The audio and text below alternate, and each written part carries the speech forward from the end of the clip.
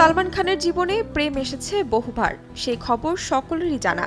বলিপাড়ার নায়িকাদের সঙ্গে সালমান খানের নাম জড়িয়ে কম চর্চাও হয়নি। কাজের পাশাপাশি ভাইজানের প্রেম জীবনও লাইমলাইট কেড়েছে।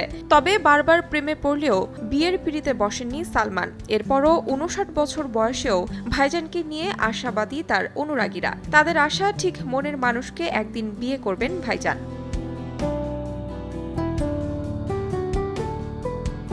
বিয়ে না করলেও বারবার প্রেমে থেকেছেন সালমান। তাই ভালোবাসা দিবসেও অনুরাগীদের কৌতূহল ছিল কিভাবে এই বিশেষ দিনের উদযাপন করলেন তিনি। সেই প্রশ্নের উত্তর নিজেই দিয়েছেন সালমান। ১৪ ফেব্রুয়ারি কিভাবে কাটিয়েছেন অভিনেতা, সেই ছবি সমাজ মাধ্যমে ভাগ করেছিলেন। প্রেম দিবসে পরিবারের সঙ্গেই কাটিয়েছেন গোটা দিনটি।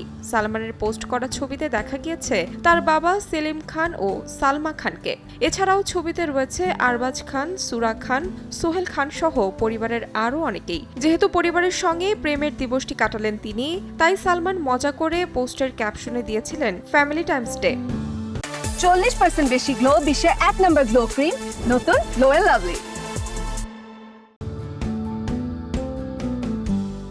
বর্তমানে সালমান তার আসন্ন সিনেমা সিকান্দার নিয়ে ব্যস্ত।